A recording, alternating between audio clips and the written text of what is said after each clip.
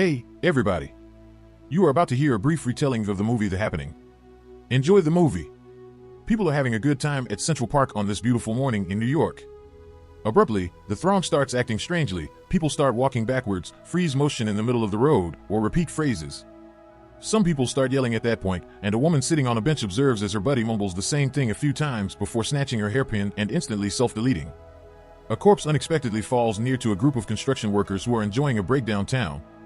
The others initially believe it was an accident, but then they witness another body fall, and as they glance up, they see that every employee on the higher levels has also started to self-delete.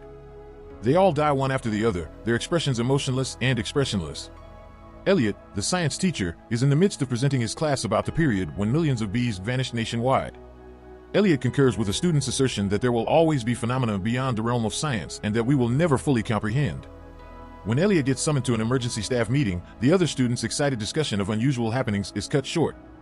Elliot peeks into other classrooms on his approach to the main hall, where he observes students being startled by something on their phones. After the entire staff has come, the principal informs them that the city is under emergency conditions because, allegedly, some terrorists have unleashed a strange chemical in Central Park that causes people to commit suicide. The entire city has canceled lessons as a result of this. After that, the teachers go back to their classes and let the pupils go for the day. Elliot departs with Julian, his closest friend and fellow educator, whose mother, despite being in Philadelphia, is a crazy caller and has instructed Julian to bring his family over. When Julian and his wife Alma are invited as well, Julian acknowledges to Alma that she has been acting aloof recently.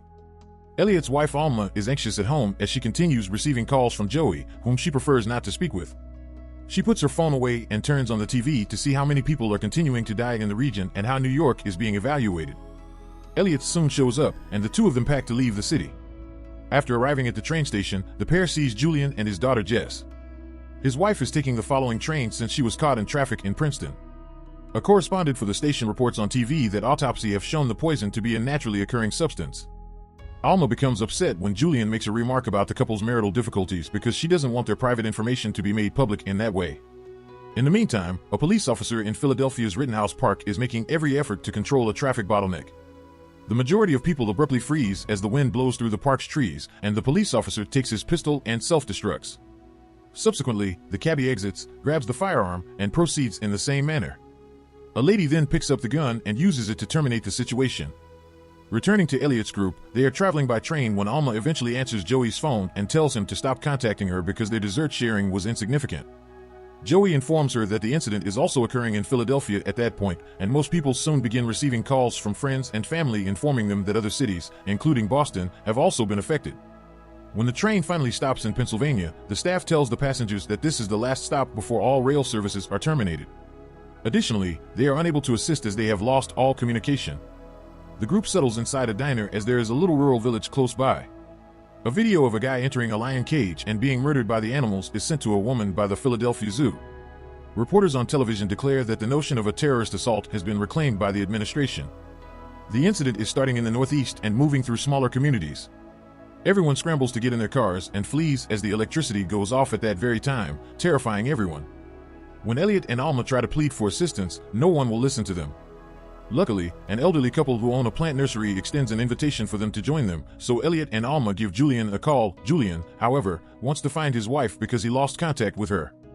He leaves Jess with Elliot and Alma and departs with a family to Princeton. Shortly after, when the couple returns home to fetch supplies, the husband confides in Elliot that he believes the plants are the ones dispersing the poisons that are killing people. As Julian's crew arrives at Princeton, they find that the region has also been affected. The girl in the car starts to fear when she sees how many dead are hanging from the trees by the road. Julian distracts her by having her look at him and work out a math problem. He discovers a hole in the car's roof as he is speaking. The automobile stops abruptly, and then it pauses before crashing into a tree. Julian exits the vehicle and makes a self-delete with some shattered glass. Returning to Elliot's group, they hear on the radio that the most recent idea involves contaminated water as they are leaving.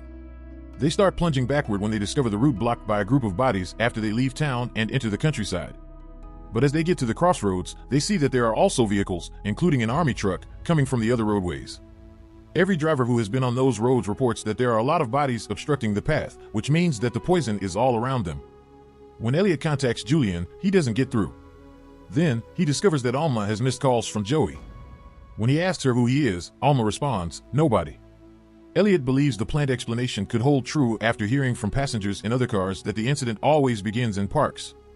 At that very time, a woman in Princeton manages to reach her daughter, who informs her that everyone in the town has passed away. Elliot can hear the wind entering the girl's chamber as the call concludes with the girl passing away unexpectedly. After that, Elliot comes to the conclusion that Julian is probably dead and has to break the news to Jess, helping her through her breakdown. Later, Elliot and an army private agree that they should stop driving as the attacks are taking place in densely populated regions. The throng splits into two groups, and they set out to traverse the surrounding countryside in search of a small, isolated town that may be secure because it is still under construction. Alma eventually tells Elliot about Joey as they stroll along. He was a colleague with whom she had supper while she was meant to be working late. Though nothing happened, she has remained aloof since she felt bad for lying. The bigger group freezes as the wind picks up speed.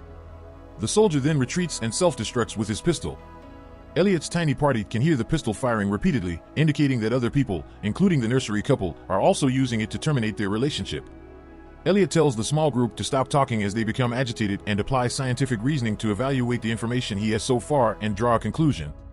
They should disperse into smaller groups because, although he believes the poison is being distributed by the plants, it is only activated by big gatherings of humans. This splits the group into three smaller ones, each of which starts sprinting in a separate direction. Despite their best efforts, Elliot, Alma, and Jess are quickly caught by the wind as they flee with two adolescent males. Fortunately, nothing occurs when their party stops sprinting to shield their faces from the wind. According to Elliot, this proves that group size matters. The party eventually locates the little village after much running, and they take refuge inside a phony mansion that is all for show. Elliot gently approaches a plant in a room and begs it to be kind to them before realizing that the plant is made of plastic and that he is a stupid person. They decide to go after taking a break in order to prevent other individuals from coming to hide here and igniting the poison. They observe two groups arriving and form a larger mob as they sprint up a hill, which causes them to stop in place. A single guy goes to start a commercial lawnmower, and in a matter of seconds, he is killed. After walking for hours, Elliot's gang comes upon a radio mounted on a fence. People are advised to get to the west borders so they may be picked up by the police, according to an emergency broadcast. The party eventually decides to stop when they come upon a boarded-up house because they are too hungry and exhausted to continue. While strolling, Elliot conjures up a false narrative about a clerk he showed interest in, which consoles Alma despite its falsity. When the gang knocks on the door of the residence, no one answers. They observe individuals moving inside just as they are about to use force to get in. Elliot politely requests assistance, but when the owner refuses, the teenagers become combative, swearing and shaking the boards on the windows. Exasperated, the owner shoots through the glass, instantly murdering the two adolescent guys. The group, terrified, takes off fleeing once more. In the meantime, survivors are seen acting in various ways in nearby buildings. Some are amassing as many firearms as they can, while others are wearing masks. A scientist is interviewed by a reporter on television, and he or she states that the assaults are becoming more severe by the hour and impacting fewer populations.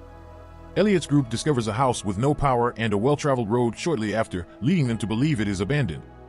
But as they approach, they run across Mrs. Jones, who made the decision years ago to cut off all communication with the outside world.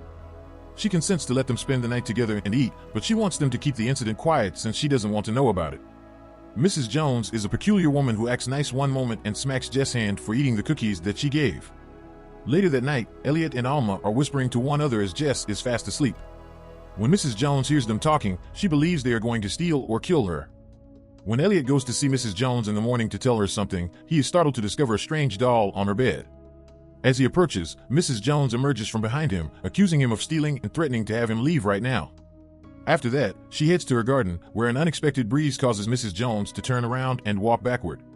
When Elliot notices this, he runs to shut all the windows and doors, but Mrs. Jones continues to shatter glass until she passes away in a most agonizing way.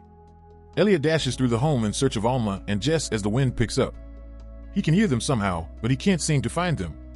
When he enters the cellar, he finds himself alone even though he believes he hears them. Actually, Alma and Jess are in an old stone spring house outdoors. A speaking tube joins the two structures. Elliot tells them with this tube that it appears that even a single individual may now trigger the poison. Elliot steps outdoors after exchanging a few pleasantries and recollections since he doesn't want to die by alone. Soon after, Alma and Jess also emerge, and as the wind swirls about them, they all clasp hands. But nothing occurs, and the three realize the event has finally come to an end as they head back to the house.